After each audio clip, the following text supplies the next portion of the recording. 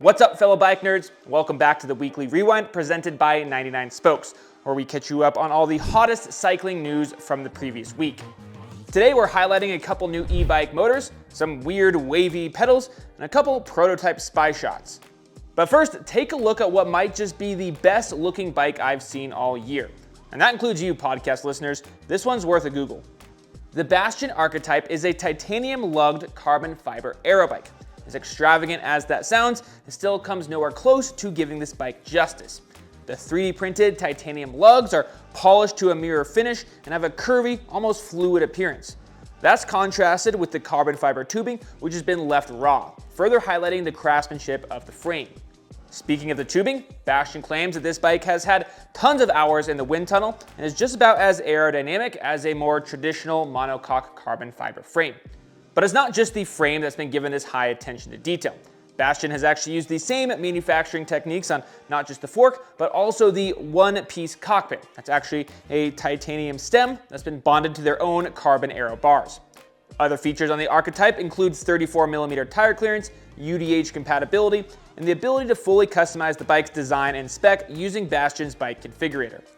Lastly, Bastion says that they're only going to be making 606 of these. So if you've got deep pockets and want a bike that shows it off to the world, you better act fast, and you can order one, or at least pre-order one, on Bastion's website right now. Switching now from one of the most elegant bikes I've seen in a long time to, well, an E-MTB. But this isn't just any E-MTB, this is the all-new Moustache Clutch. And the most notable thing here is its use of Pinion's motor gearbox unit, or MGU. This integrated motor and gearbox system combines a 600-watt mid-drive motor with a 12-speed gearbox into a single sealed unit, effectively eliminating the need for a traditional derailleur or cassette. There are a ton of pros and cons associated with gearbox drivetrains, and we're not really going to go into that here. But if you want to learn more, we've actually done a video on that, and I'll link that somewhere up here. But I think it's safe to say that an e-bike is one of the places where it makes the most sense. And combining that gearbox with a motor is a really cool way to do it. And again, the Clutch is one of the first bikes we've seen adapt this technology from Pinion. Other details on the bike include a full carbon frame, 780 watt-hour battery, and 160 millimeters of rear wheel travel paired with a 170 millimeter fork. As you might have guessed, for such a big battery and the MGU drive unit, the Clutch isn't light. Comes in at a claimed weight of 57 pounds or 25.9 kilograms for their top tier build. It's also not cheap, with the base model starting at 7,999 euros. But hey, if you're looking for a burly, maintenance light E-MTB, then it's definitely a solid option. In other e-bike news, last week we saw the launch of Bosch's latest motor, the Performance Line CXR, plus a pretty wild software update that actually increases torque and power on existing CX motors. Let's go with the hardware first. The CXR is essentially a lighter, more powerful, and more aggressive version of the existing CX. It bumps up peak power to 750 watts with 100 newton meters of torque, while also shaving 100 grams with a magnesium casing, titanium crank spindle, and ceramic bearings. Bike spec with the new motor will also get Bosch's new Kiox 400C flush-mounted top tube display, which in my opinion is just as big of a deal as the weight reduction. But what's arguably the biggest deal, especially for those of you who already have a bike equipped with Bosch's Performance Line CX motor, is their software update, which is going to allow you to bump peak power up to that same 750 watts and 100 newton meters of torque without any hardware changes. Along with the increased power, there will also be a new riding mode called E-MTB Plus, which is a dynamic ride mode that automatically adapts the power output based on your pedaling input and the terrain you're riding on. The new update is expected to go live in July, so just a couple months from now, and it's literally as easy as getting on Bosch's eBike Flow app and tapping a couple buttons. No hidden costs or wrenching required. Moving on now to components, and up first is the latest iteration of Hunt's aerodynamicist wheel set. Hunt claims that over 3 years and a whopping 47,000 hours have gone into this update, delivering a wheel set that's lighter, more aerodynamic, and fits a wider assortment of tires than its predecessor.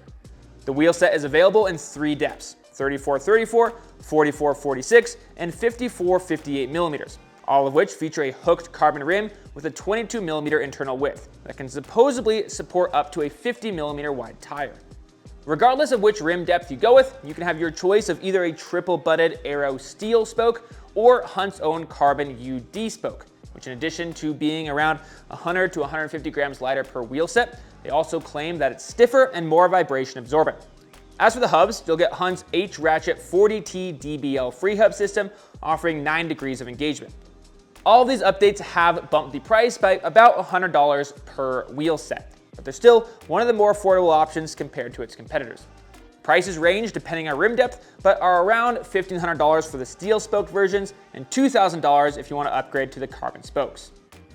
Our last product highlight for this week is the aptly named OneUp Wave pedal. Instead of being flat or even fully concave like a lot of pedals we've seen hit the market lately, the Wave uses a hybrid concave-convex profile that rises at the front and dips at the back.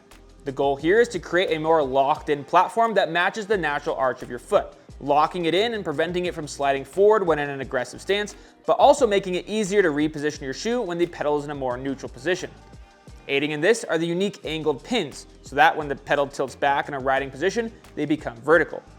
OneUp has also redesigned the axle and bearing system to improve durability while keeping the pedal serviceable at home, which is always appreciated. They come in a bunch of colors, weigh a respectable 365 grams per pair, and list for $150, the same as their traditional flat pedal counterpart. It's time now for the deal of the week, where I've gone ahead and perused the 99 Spokes deal page and chose a bike that stood out to me. This time around, we're talking about the Rocky Mountain Growler 20, which is currently 43% off at Jensen USA, putting it at just $850. The Growler was pretty ahead of its game when it came out a few years ago. Rocky was one of the first companies to adopt this more aggressive geometry to their budget hardtails. The bike has a 64-degree head tube angle with a 130mm fork, long reaches, and a super low slung top tube. The Growler 20 that we're talking about here is the most affordable bike in the lineup. And to be honest, the original list price of $1,499 did seem a bit steep for a hardtail spec with Microshift's Advent X drivetrain and SR Suntour XCM 34 fork. But now that it's nearly half of its original price, it's an insane deal. The frame is also fully future-proof should you choose to upgrade it down the road. It has a tapered head tube and boost-through axles front and rear. We've got an affiliate link to check it out for yourself over at Jensen USA in the description. Time now for some industry gossip, and I'm stoked to say that this week we get to talk about not one, but 2 new prototype spy shots. First off is what appears to be a 13-speed variant of Campagnolo's Super Record wireless drivetrain that was first reported last week by Bike Rumor. Highlights of this 2x13 system include a fully redesigned rear derailleur with lots of carbon and molded composites, but what looks to be the same battery interface as their current wireless drivetrains. The front derailleur has also seen some changes, though not nearly as significant as at the back of the bike. Speaking of the back of the bike, it appears to be running a 10 to 33 tooth cassette and of course a new 13-speed hollow pin chain as well. One thing that doesn't appear to be any different are the levers or crankset, but to be honest, if they're releasing a new flagship drivetrain, I kind of expect those to be changed as well as we get closer to production. We'll of course keep you updated as we learn more, and we'll tell you about it right here on the Weekly Rewind. Spy shot number 2 is a single photo of what appears to be a new Nukeproof rear triangle that was shared to Pinkbike's Instagram account late last week. In case you're not yet up to speed, Nukeproof and the rest of the CRC Wiggle brand shut its doors in late 2023, but Nukeproof and all their intellectual assets were acquired by Belgium Cycling Factory just a couple months ago, and it appears that they're already hard at work on some new models. The only photo that we've seen so far is again just at the back of the bike. It appears to be maybe a seat stay off of an old Vetus, as well as some CNC'd parts, and all that's bolted to what looks like the latest generation of the Nukeproof cassette. Now, I'm no suspension expert, so I'm kind of going out of my league trying to break this down. So if some of you know more about it or just know a little more about suspension, I'd love to hear your thoughts down there in the comments. But the first thing that stands out to me is that gone is the linkage-driven single pivot, and here is a 4-bar system with what appears to be an additional counter-rotating link driving the shock.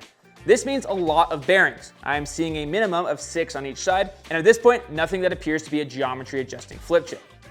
Again, that's just completely my own musing, so don't hold me to any of that. But if you know anything more about either of these 2 prototypes, we'd love to hear your thoughts down there in the comments. Moving on now from exciting spy shots to some not so exciting but still very interesting business news. The first of which is that Pinion has announced that they will now be selling a select group of their bikes on Amazon. For now, it's a pretty limited experiment. Only a handful of their more popular entry to mid-level bikes are available through the massive e-retailer. The pricing structure there looks to be identical to that of Pinion's direct-to-consumer website, and orders are still being fulfilled by Pinion itself, not third-party sellers. So really, at least for us on the consuming end, there doesn't seem to be much of a difference, except that now you can qualify for Prime shipping and add those points to your Amazon credit card. But for Pinion, they're getting to put these bikes in front of more eyes, and that's a pretty big deal. They actually confirmed this with a quote, saying, "Expanding into this space is intended to meet a new consumer on an established platform, making cycling more accessible and convenient for everyone." And regardless of where you stand on Pinion, Amazon, or direct-to-consumer brands in general, I think that's a sentiment we can all get behind. Our last bit of news is 2 new recalls on 2 prominent E-MTBs. The first of which coming from Norco, who's issued a stop ride notice for all of their 2025 Sight VLT CX models. The issue lies with the rearmost brake mount, which can loosen over time and potentially result in spontaneous brake failure. Norco says that they're working on a permanent fix, but in the meantime, owners should stop riding immediately and contact their Norco dealer or Norco's warranty team directly for inspection and service instructions. But Norco aren't the only ones in the doghouse this week. Santa Cruz also announced a recall of certain Heckler 9s, specifically those equipped with the 720 watt-hour battery, which may overheat and pose a risk of catching fire. The issue is believed to be isolated to a particular batch of batteries, and owners of said Heckler 9s are encouraged to run their battery serial number against a list provided on Santa Cruz's website. Riders with affected batteries can register for a free replacement to be sent to them. Last but certainly not least, it's time for my favorite part of the show, where I get to share a little something that got me stoked that I hope will do the same for you. And this time around, we're looking at this sick rally-inspired Canyon Grail that Alec Briggs brought to one of Europe's biggest gravel races, the Traca. The frame and fork are unmistakably inspired by Subaru's legendary blue and gold rally livery, and Briggs has even modified and adapted his own team and sponsor logos to match that of the iconic car. My favorite part though has to be the painted gold wheels, which Briggs admits does add some weight, but it definitely is worth it in my opinion. One other thing that I'm stoked on is that next week we're actually doing a special edition of the Weekly Rewind, where I'm going to tell you all about this Odyssey Optus tire insert that I've been reviewing for the last few weeks.